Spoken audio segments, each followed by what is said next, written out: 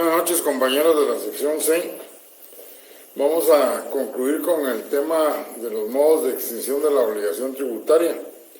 El día anterior hablamos de lo referente al pago y de la confusión. Hoy vamos a continuar con el tema de la condonación. Como ustedes saben, condonar es perdonar. En todos los derechos donde surgen obligaciones, a ustedes les enseñaron que las obligaciones no podían ser eternas y que en un momento dado, pues, el acreedor podía perdonar la obligación. Y entonces nos encontramos con que en la materia tributaria también se da esa situación, que el sujeto activo decida perdonar la obligación, pero en este caso de la obligación tributaria, la doctrina establece que la obligación principal no se puede perdonar, no se puede condonar. Lo que se puede condonar son las obligaciones accesorias. ¿Por qué? Por la sencilla razón de que cuando se creó el impuesto, con sus hechos generadores, lo que se pretendía era lo que se pretende es que al cumplirse el hecho generador puedan llegar recursos al Estado y que éste pueda cumplir con sus fines. ¿Qué objeto tiene entonces crear la ley impositiva si el Estado a la vuelta de la esquina la va a perdonar? Y entonces en la doctrina se establece que la condonación como modo de extinción sí existe, pero para extinguir las obligaciones accesorias del pago del impuesto, no para extinguir la obligación principal, por las razones que acabo de argumentar. Y esto es una situación que en nuestra legislación se da. En el artículo 183 de la Constitución de la República, en la literal R, está contemplada la facultad que tiene el presidente de la República para perdonar las multas. Sin embargo, también en la doctrina se critica el hecho de que sí se acepte la condonación incluso para las obligaciones accesorias, porque sustentan ese criterio sobre la base de que eso afecta la cultura tributaria. ¿Qué sucede con dos sujetos que tienen sus propios negocios, pero uno es fiel cumplidor de las obligaciones tributarias, paga puntual, y el otro sujeto no paga los impuestos? Al contrario, ese dinero que tendría que pagar impuestos lo utiliza para realizar más negocio y generar más ganancia. ¿Y por qué? Porque él está esperando que el Estado condone esas obligaciones accesorias y entonces pague el impuesto. ¿Qué es lo que está pensando el que siempre ha pagado? Que nada le sirve ser puntual si de todas maneras el Estado va a venir y va a perdonar las multas y los intereses, mejor se espera. Y así es como empieza a verse afectada la cultura tributaria que en un momento dado pudo haberse generado en la población. La condonación, entonces, como figura tributaria, pues se menciona, pero no es de toda su aceptación. En Guatemala, la condonación con ese nombre no la conocemos. ¿Por qué? Porque nuestros legisladores son muy especiales y en lugar de utilizar los términos legales que corresponden, cuando van a otorgar una condonación, lo hacen denominándole amnistía fiscal. Entonces, así se han oído ustedes hablar de amnistías fiscales. Estas amnistías pues han perdonado obligaciones accesorias con el objeto, según dicen los considerandos, para facilitar el pago de adeudos que posiblemente los deudores no han cancelado, o sea, los sujetos pasivos, porque son las multas muy altas. Pero eso no es una razón para beneficiar a los morosos, a los defraudadores, a los evasores. Todo lo contrario. todo lo contrario, son los que deberían de fiscalizarse en una forma más frecuente, constante y a profundidad de las operaciones que realizan. En Guatemala también se ha violado la figura de la condonación en lo que se respecta a no perdonar las obligaciones principales. Hace muchos años el Congreso de la República otorgó una amnistía fiscal para el pago de obligaciones accesorias y también para el pago del impuesto de todos aquellos contribuyentes que debieran menos de 500 quetzales. Después me recuerdo que hubo una de 1000 para abajo, porque el argumento que señalaban era que causaban demasiado gasto administrativo tener esas cuentas y tener que estarlas controlando y tener que estar actuando aún cuando ya se sabía que no iba a obtener ningún recurso de ellas. Pero para no incumplir responsabilidades, pues las tenían que mantener al día en requerimientos, por ejemplo. Bueno, esto es lo que se refiere a la condonación conforme a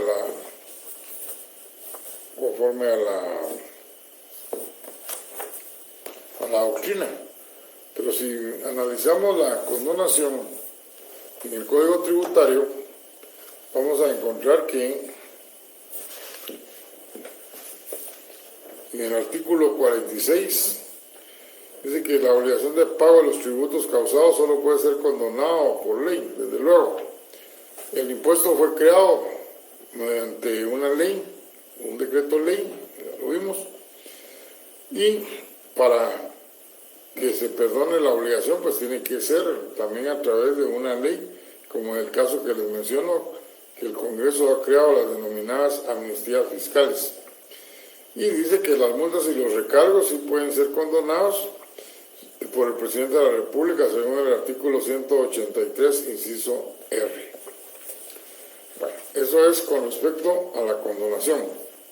El acto por medio del cual el sujeto activo perdona el pago de las obligaciones accesorias provenientes del pago de impuestos y que surgen de la relación jurídico-tributaria. Veamos ahora la compensación. La compensación, en términos así sencillos, es cuando el fisco me debe y yo le debo al fisco. O sea, cuando en los dos sujetos la compensación opera cuando en los dos sujetos de la relación jurídico-tributaria se dan las calidades de acreedor y deudor a la vez. Esa es la compensación. Y entonces, cuando se da esta situación en ambos sujetos, pues la deuda queda totalmente extinguida. Un ejemplo de esto claramente lo encontramos en la Ley de Herencias, Legados y Donaciones, en el artículo 81, donde dice que al formularse las liquidaciones que establecen el total de lo que hay que pagar, se devolverá la diferencia que se enterará además. Siempre, ahí viene la condición, siempre que no existieran adeudos pendientes por concepto de otros impuestos. O sea que si yo pagué más en la liquidación de un expediente de un intestado, le puedo pedir a la unidad de herencias que me lo devuelva, la diferencia. Pero la unidad de herencias va a chequear con la administración tributaria, por ejemplo, si no tiene ningún adeudo pendiente de pago. Y si tiene algún adeudo pendiente, pues entonces no va a operar la compensación. Le va a acreditar ese pago de más a otro de los impuestos que debe el sujeto que está compareciendo en el proceso sucesorio. Bueno, ahí tiene un ejemplo de compensación.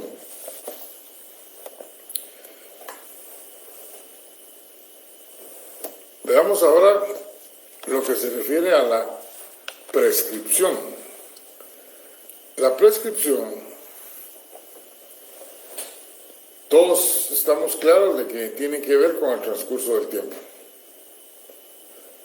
Y aquí sí vamos a señalar que cuando transcurre determinado tiempo y existe una obligación, esta obligación no va a estar de por vida, tiene un límite para que la haga valer su derecho el acreedor. En materia financiera es la misma situación. Derivado de la relación jurídico-tributaria van a surgir obligaciones, va a surgir la deuda tributaria. Y el contribuyente pues tiene que pagarla. Pero tiene que pagarla durante un periodo que la ley establece. Y si durante ese periodo no la paga, no le hacen ningún requerimiento, pues entonces esa obligación, ese adeudo, se extingue la obligación. ¿Por qué? Porque ya transcurrió el tiempo que la ley señaló para que el sujeto activo ejerciera su derecho de cobro u obligara al sujeto pasivo al pago de la misma. Esta situación opera en todo el derecho tributario del mundo, porque ninguna obligación tributaria va a durar siempre.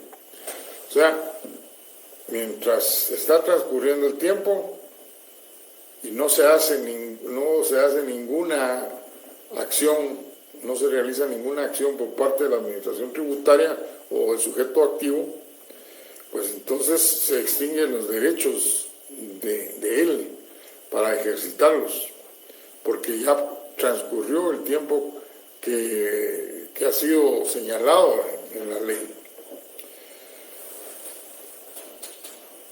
Cuando se da la prescripción de la obligación tributaria, también se da la prescripción de las obligaciones accesorias. Desde luego, cuando el legislador ha creado los periodos de prescripción para todos aquellos derechos que surgen por determinaciones, por verificaciones, por ajustes, rectificaciones, pues el legislador no podía dejar en el aire al Estado. ¿Por qué? Porque recuerden que los recursos tributarios son fundamentales en la satisfacción de las necesidades del Estado. Y posiblemente la administración tributaria o los otros sujetos activos no tengan la capacidad suficiente en lo que se refiere al elemento humano para poder fiscalizar y requerir de pago, notificar cualquier rectificación o verificación o determinación de la obligación tributaria. Y entonces también señaló que la prescripción, el periodo de prescripción se podía interrumpir. Y en el artículo 50 del Código Tributario, pues se señalan las distintas formas en que se puede interrumpir la prescripción. Una de ellas es el grave error que cometen muchos abogados, que les da pena pelear con la administración tributaria, posiblemente porque la desconocen o no les interesó el curso y por eso no se enteraron. Y cuando un cliente llega y les habla de una notificación de la SAT y les dice que le están pidiendo que cancele tanto, pues el consejo es y el cliente dice, pero no tengo dinero. Bueno, pero ponerse a pelear con la SAT va a ser muy difícil, porque no va mejor y pide un convenio de pago. Y le van a dar hasta 18 meses para que cancele. Eso no lo sabía el contribuyente y se va feliz a la administración tributaria. posiblemente hasta le hagan el escrito para ganarse algo más de dinero o le cobra la consulta, pero se deshizo del problema, según él. Todo lo contrario, le causó un gran problema al contribuyente, porque ni siquiera se tomó la molestia de revisar el ajuste o la verificación que le están notificando. Y resulta que lo que le está notificando a la Administración Tributaria es de un periodo prescrito. Y desde el momento en que el contribuyente presenta el escrito o verbalmente llega y pide facilidades de pago, interrumpió la prescripción. Y eso está en el artículo 50, en el numeral 5. Solicitud de facilidades de pago por el contribuyente. También notificaciones de resoluciones emitidas por la Administración Tributaria también interrumpen la prescripción. Pagos parciales la interrumpen. Notificación de determinaciones hechas por la Administración Tributaria o presentación de determinaciones hechas por el sujeto activo, pasivo, también interrumpen la prescripción. Es muy importante que lean cómo se interrumpe la prescripción. Todos esos numerales que son del 1 al 9. Incluso lo que estábamos hablando de la devolución de dineros pagados de más. La devolución de un dinero pagado de más que me enteré mucho tiempo después, interrumpe la prescripción de todos los periodos que ya estaban prescritos. Bueno, esto es con respecto a las formas de interrumpir la prescripción. Pero hay clases de prescripción. En el Código Tributario podemos hablar de una prescripción general, que es la que otorga un plazo de 4 años para que opere la prescripción. Y este periodo solo se les aplica a todos aquellos contribuyentes que estén inscritos en el Registro Tributario Unificado. Entonces, la Administración Tributaria solo tiene 4 años para fiscalizarlos, para notificarles ajustes o verificaciones. Sin embargo, hay una prescripción especial, aparte de la general, que es la que se le aplica a todas aquellas personas que no están inscritas en el Registro Tributario Unificado. Y este plazo es de 8 años. ¿Por qué? Porque es mucho más difícil para la Administración Tributaria localizar a todos estos evasores que no están inscritos, que están operando. Por eso es que cuando se creó el Código Tributario, dentro de los sujetos pasivos en situación especial, incluyó a las sociedades irregulares o de hecho, que antes no estaban contemplados, ni los negocios en participación donde están los gestores. ¿Por qué? Porque estos no se inscribían. O sea, venían 2 sociedades y comparecían haciendo un negocio en participación. Y el negocio en participación operaba a sus anchas, generando ganancias para estas 2 sociedades, pero no estaba inscrito en el RTU. Y entonces no era hasta cuando la Administración Tributaria fiscalizaba a una de estas 2 sociedades que aparecían ahí el traslado de recursos de una sociedad de hecho o irregular que contenía un negocio en participación. O sencillamente, y cuando ante nosotros como notarios llegan y nos piden que hagamos una escritura de sociedad, la hacemos, la firman y les damos la nota para que vayan a abrir la cuenta bancaria. Se llevan una copia siempre legalizada y nunca más regresaron. Pero ya ni los honorarios les cancelaron. Pero ellos ya están operando con facturas que ni siquiera las autorizó la Administración Tributaria.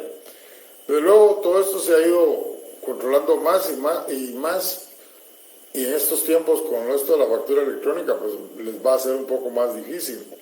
Sin embargo, más de alguna forma van a idear para seguir operando personas o sociedades sin estar inscritos en el RTU.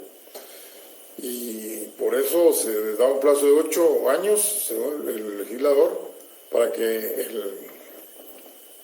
el sujeto activo, dentro de todas las fiscalizaciones que realiza, encuentre indicios o pruebas de la existencia de estas otras personas que son sujetos pasivos pero no inscritos.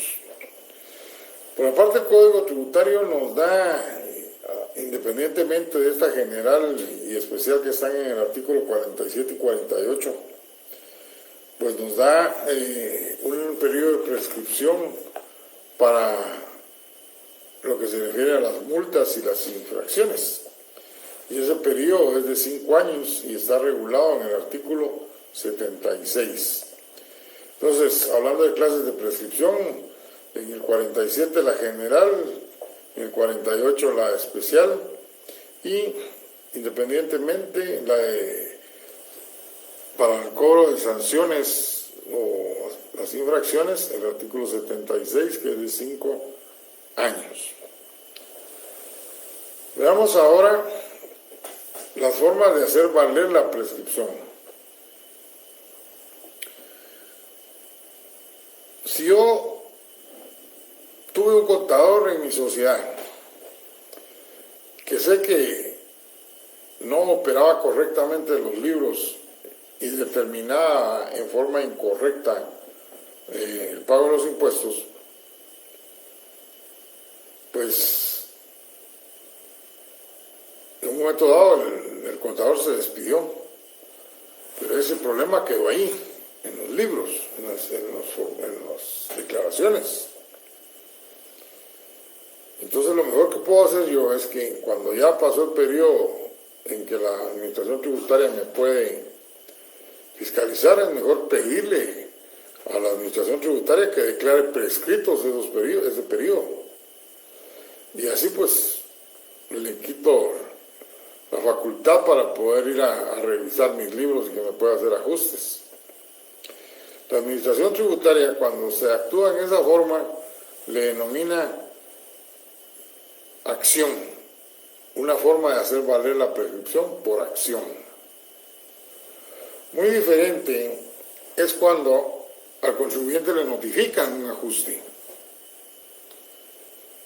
y al revisar la documentación que me están entregando me doy cuenta que es un periodo prescrito, pero aquí ya fue la administración tributaria la que inició. Entonces yo lo que tengo que hacer es interponer una excepción de prescripción, que es diferente a la acción. La excepción de prescripción se hace valer mediante el planteamiento de la misma ante la administración tributaria. Si yo no lo hago, estoy aceptando, y así lo dice el Código Tributario. Si yo no lo hago, estoy renunciando a esa prescripción, según el artículo 51. Bueno, ahí tenemos entonces las dos formas de hacer valer la prescripción por medio de acción y prescripción. Que conste que esto de la acción yo no conocí durante el tiempo que estuve por ahí en la administración tributaria de contribuyentes que quisieran hacer valer la prescripción mediante una acción nacida de parte de ellos. Y la razón es muy sencilla. Van a tener razón y se las van a declarar la prescripción, pero el punto de vista de la administración tributaria es, si me está pidiendo que declare la prescripción de los periodos, significa que la forma de proceder de este contribuyente no es muy pegado a la línea de lo legal, y entonces tiene la facultad de mandarle a fiscalizar todos los demás periodos, y eso es complicado porque le pueden encontrar muchas situaciones, porque solo con aquello de entregar facturas, utilizar facturas que no tienen que ver con el giro normal del negocio, ya solo eso da lugar a una serie de ajustes increíbles por mes. Pero el Código Tributario sí da esa facultad. Solo quiero retroceder al tema de la compensación. Se me olvidó contarles que en el artículo 43 y 44 se dan dos clases de compensación: la compensación general y la compensación especial. La compensación general es aquella que se realiza con la administración tributaria, con la SAT, en todos los impuestos que la SAT administra y fiscaliza. ¿Sí? Entonces, ahí sí se puede dar la compensación entre el IVA y el impuesto de la renta, los créditos que se dan del IVA o que nacen de los exportadores que ustedes lo leyeron, y pueden pedir que se lo compensen con el impuesto de la renta. ¿Pero por qué? Porque estos dos impuestos están administrados por el mismo ente. Pero ¿qué pasa si yo quisiera compensar un pago de más que hice a la municipalidad por UCI de unos 5,000 quetzales con el impuesto sobre la renta que fiscaliza, controla la administración tributaria? Estaría en serios problemas porque son dos entes diferentes los que administran estos impuestos. Pues no es problema, conforme al artículo 44, a lo que le denomina compensación especial, que se puede dar en órganos diferentes. Lo único es que la solicitud en esos casos se tiene que hacer ante el Ministerio de Finanzas Públicas, que es el que va a controlar la situación para ver si procede o no procede, desde luego dando audiencia a las partes que participan como sujetos activos.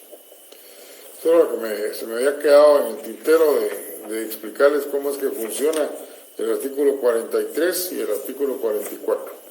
Es lectura obligatoria para el examen teórico los artículos 35, desde el artículo 35 hasta el artículo 53, que se refiere a los modos de extinción de la obligación tributaria. Por favor, hay que leerlos. La compensación y la confusión es lo mismo, dice la compañera. No. La confusión es cuando en el sujeto activo se dan las calidades de acreedor y deudor a la vez. Puse el ejemplo del UCI, cuando le donan un inmueble y hay una deuda. Cuando le donan un inmueble al Estado y hay una deuda de UCI. La compensación, lo acabo de explicar, es cuando en el sujeto activo y el sujeto pasivo se dan las calidades de acreedor y deudor a la vez de la obligación que surge de la relación jurídico-tributaria. Creo que con eso le aclaramos a Angie Reynoso y a Luisa Fernanda. Dice el licenciado, dice Lucía, muy buenas noches, disculpe, ¿ante quién se promueve el perdón? Cuando me dice el perdón, yo pienso muchas cosas sobre el perdón, pero aquí el sujeto pasivo no pide ningún perdón. Me imagino que usted se está refiriendo a la condonación. La condonación no es algo que pida el contribuyente. La condonación nace de la facultad que tiene el Congreso de la República de otorgar una ley en la cual otorga la amnistía fiscal. Ahora bien, sí puede darse la denominada exoneración. La exoneración es cuando un sujeto pasivo solicita en lo personal que se le exonere el pago de un determinado impuesto. En el diario oficial salen, no muy seguido, pero sí de vez en cuando se publican exoneraciones que otorga el Congreso de la República al pago del impuesto.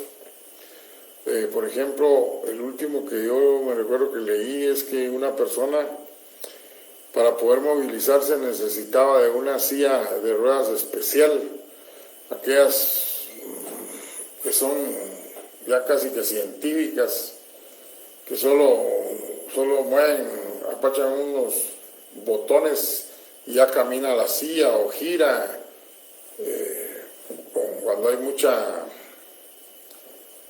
cuando no puede moverse mucho una persona. Y a este sujeto se la donaron, pero del extranjero. Y entonces, para poder internarla tenía que pagar el impuesto de importación y el impuesto del IVA que existe a las importaciones. Y era una persona que no tenía la capacidad para hacerlo, y entonces presentó ante el Congreso de la República una solicitud para que se le exonerara el pago de esos impuestos.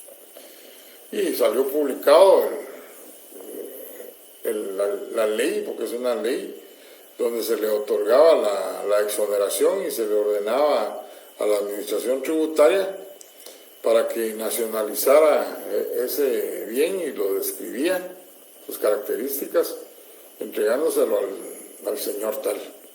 Pero ahí, no el perdón, sino que lo eximiera del pago de los impuestos mediante la exoneración, la hace el sujeto. En cambio, la condonación es en términos generales y solo para las obligaciones accesorias. ¿Se dan cuenta cómo con una pregunta salen algunas otras cosas que uno no las explica, pero porque no están relacionadas directamente con el tema, pero que sí es bueno saberlas? Bueno, ahí estamos con lo que se refiere a los modos de extinción de las obligaciones tributarias. Ya dije hasta dónde tienen que leer, pero también tienen que leer los artículos de la relación de la determinación tributaria. Están señalados en el material que les voy a entregar. De esto también hay material.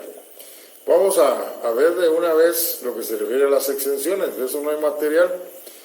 Ahí toman nota de lo que consideren más importante.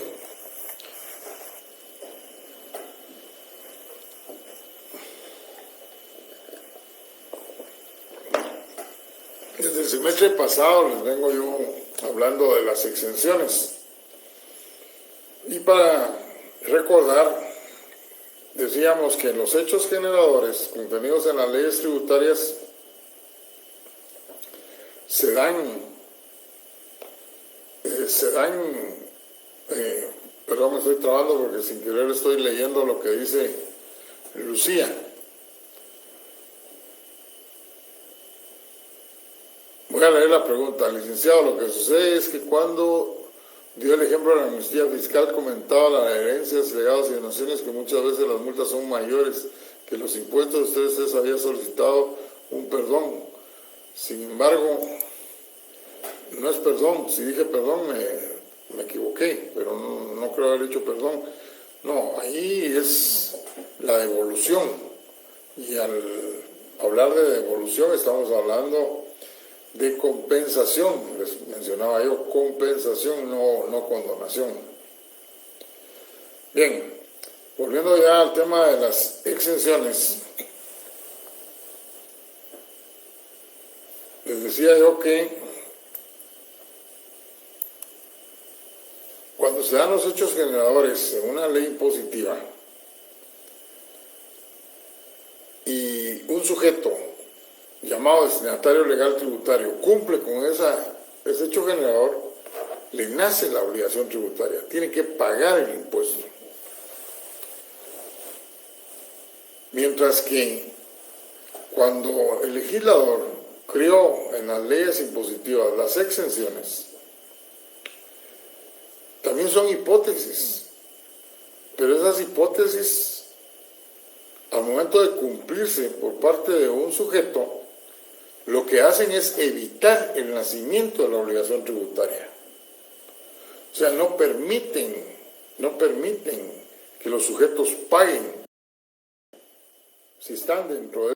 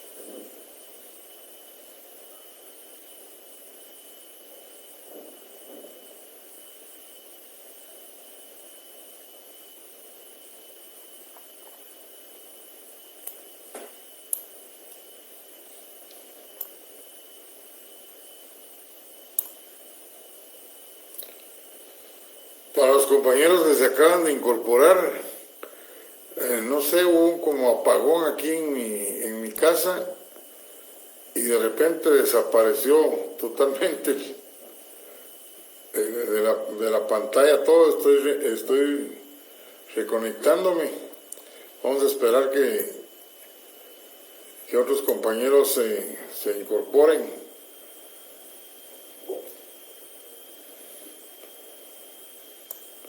Llevamos 8.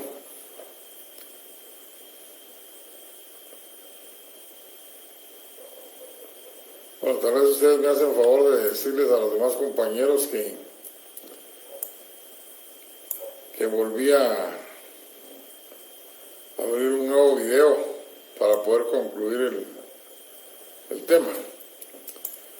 Les estaba diciendo que las exenciones subjetivas, entonces, las hipótesis están dirigidas directamente a las personas. Dentro de las subjetivas también están las contenidas en la Constitución, que van dirigidas a las personas, como son la universidad, la Confederación Deportiva Autónoma de Guatemala, las iglesias, las universidades, y las objetivas. Las objetivas son aquellas condiciones neutralizantes que están directamente relacionadas con los objetos, con los bienes que constituyen la materia de la imposición, sin que tengan nada que ver las personas propietarias de esos bienes. O sea, se dirige o regula la exención dirigiéndose o mencionando los bienes, no a las personas. De estas exenciones, pues, vamos a encontrar en la Ley de Herencia, Legados y Donaciones, en el artículo 14, esto es para que se vayan relacionando con esta ley. En el artículo 14, en el numeral 6, Dice las pensiones alimenticias. Están dentro del campo de las exenciones, aun cuando esta ley, por ser tan antigua, no decía exenciones, sino que lo regulaba como no causan el impuesto. O sea, no permiten que nace la obligación. Dice, también las que están en el artículo 8, las pólizas de seguro. Las que están en el artículo 12, los derechos de propiedad literaria y artística. Los títulos o valores del Estado o de los establecimientos públicos. Y la última, que está en el numeral 14, que son las cuentas de depósitos en dinero en los bancos del sistema, o sea, las que operen en el país, pero cita una exención, que si las cuentas bancarias están en bancos fuera del territorio de la República, ahí sí no están exentos. O sea, si nosotros estamos llevando a cabo un proceso sucesorio al momento de hacer el inventario, pues no vamos a poner dentro del inventario, dentro de los activos, las cuentas que están en los bancos del sistema, pero si hay cuentas de depósitos en El Salvador, en México o cualquier otro país, ahí sí tienen que estar incluidas dentro de los activos para que paguen el impuesto correspondiente. Bueno, en el caso del IVA, están exentos todos los títulos de crédito, también en el impuesto sobre la renta. Vamos ahora a ver otra clasificación atendiendo a la ley que las crea. Atendiendo a la ley que las crea, se dividen en constitucionales y ordinarias. La primera, pues entendemos que son creadas por la Constitución. Lean los artículos 87, el 92, el 37, el 100, y ahí van a encontrar exenciones para las universidades, para la Confederación, para las iglesias, para el ICS. Pero están establecidas en la Constitución, y entonces cualquier ley ordinaria que venga a crear un impuesto, pues debe de crear esas exenciones subjetivas, otorgándole exención a estas instituciones, porque es un mandato constitucional. Y la otra son las exenciones ordinarias, que son todas las contenidas en las leyes que crean los impuestos. Y por último, las que atienden al plazo. Estas pueden ser temporales o indefinidas. Las temporales son aquellas en las que el legislador ha creado un plazo de vigencia para su existencia. El ejemplo que les voy a poner es de una exención temporal que se dio cuando se creó el decreto ley del IVA. Estábamos en pleno conflicto armado y entonces la actividad hotelera estaba económicamente muy mal. Y aparte de eso, lo iban a gravar con el IVA, su actividad. Entonces era terminar de llevarlos a la quiebra. Como consecuencia, los que crearon dentro de ese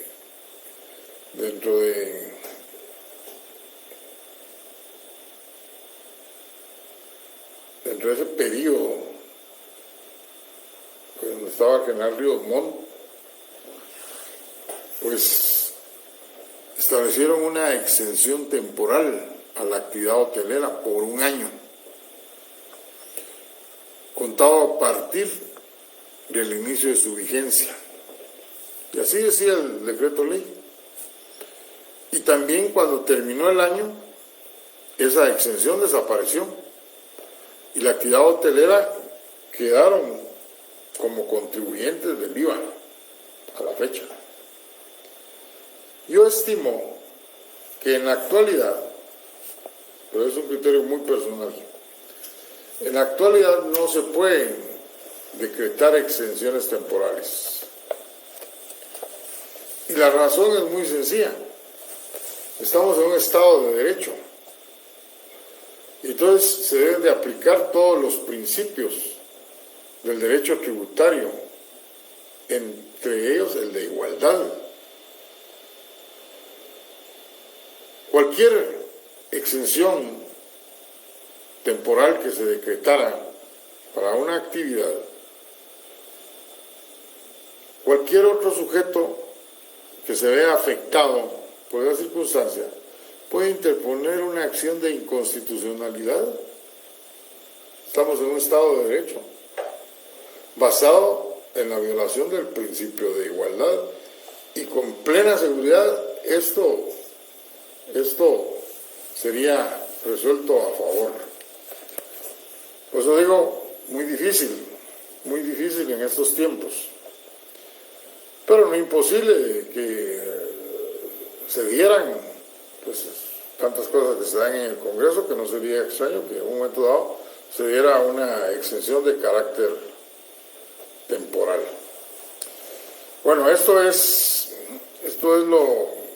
con lo que terminamos los modos de extensión. Aun cuando en el programa no estaba lo de las exenciones, es necesario que ustedes conozcan cómo es que funciona esto de el no nacimiento de la obligación tributaria, que hay figuras neutralizantes dentro de las leyes tributarias, son las exenciones. Bueno, quiero contarles que no es que se me haya olvidado enviarles el laboratorio de la ley de herencia. Lo que pasa es que tuve que salir de la ciudad desde el jueves y ya no tuve el mecanismo a la mano para poder enviarles el laboratorio, pero mañana se los estoy enviando junto con otro laboratorio para que ustedes los contesten. Yo el miércoles voy a dar clases,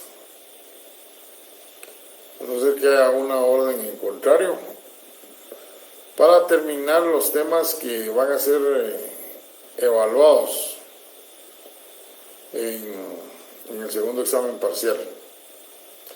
Ya pasaron los exámenes extraordinarios, algunos de los compañeros que llegaron a la oficina, algunos vieron las perchas de exámenes prácticos que se tuvieron que imprimir, ya empezamos a calificar y estoy seguro que la próxima semana les voy a dar sus resultados. ¿Cómo? No sé, pero de que se los doy, para que sepan cómo están, para que se preparen en mejor forma para el segundo examen parcial.